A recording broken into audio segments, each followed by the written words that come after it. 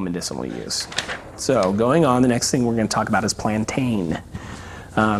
We've got both plantains here. We've got English or longleaf plantain, and we have the more common Plantago majora, which is the regular plantain or common plantain. Does anybody not know what plantain looks like? And I'm not talking about bananas. I don't know. Okay. When you see this plant, you'll know what I'm talking about. It's in everybody's lawn. Oh, yeah. Okay. That's plantain. Yeah, don't we all? Okay. As a matter of fact, plantain's kind of one of those herbs that likes, well, when you look in a lot of descriptions of it. I had no clue what was. Oh, this is fantastic. This is one of my favorite too. Yeah, this is one of those ones that the stuff you spray your dandelions with, it'll kill this too. This is one of its broadleaf weeds that we all like to kill, but if you really knew what it did, nobody'd kill it. They'd pick it and dry it and keep it, okay? Plantain's awesome. Plantain's in the same family of a seed that we harvest to make Metamucil. Yay. But we're not going to do that with plantain. Okay. Yeah, we're not going to do that with plantain.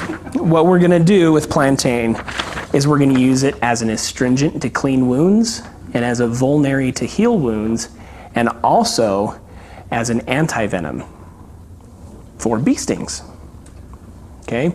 You use it internally and externally for that. The fresh leaves work the best for a poultice for a bee sting. You would simply chew that up as best you can, swallow the juice, stick the rest on your bee sting after you've pulled the stinger out, of course. That stuff soaks in, and it actually has a constituent in it that precipitates proteins from membranes. So it actually, bees' venom is a protein venom.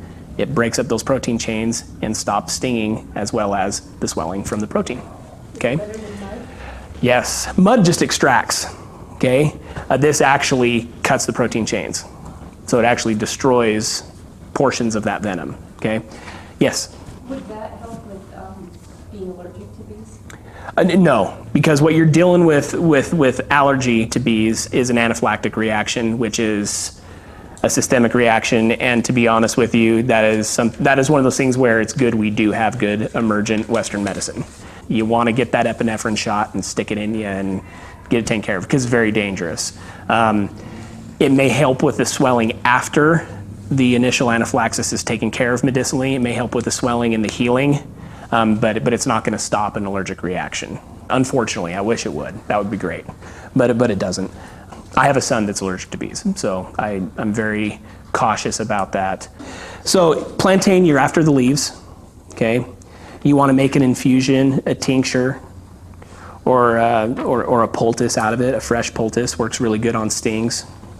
Has really good wound healing capabilities to it, as well as antibacterial and antimicrobial qualities.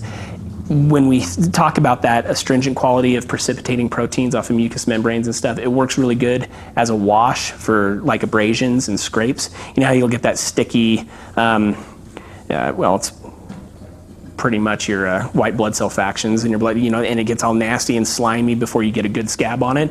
Plantain really cuts that off really well and gives you a good base for the healing to start occurring.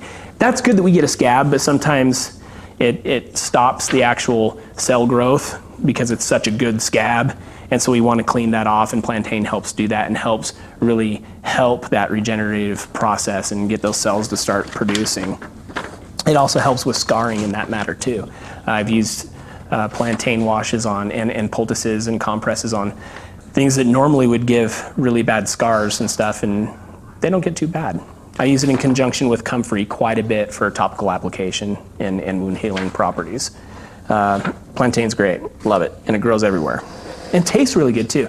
Young plantain leaves, I'll throw in green smoothies, like a handful of them, and they have this nice, really kind of slightly astringent, fresh taste. They're really good. I actually really like them. But you don't want the old ones. The old ones are really tough. Plantain you can identify because it has an odd number of veins that run through the leaves longitudinally, lengthwise, and they're so tough. The natives, this is another European that came over and we gave, but the natives started using it to actually sew wounds. So they would dry the leaves and pull that out, twist them together, and they'd use that with a porcupine quill and sew themselves up. So it's really tough stuff. So yeah, the old ones you probably wouldn't want to put in a smoothie. So, or maybe you like that. I don't know. Okay. Next one I want to talk about is stinging nettle. It does grow in a lot of people's backyards. The higher in elevation you go around here, the more likely you're able to find it.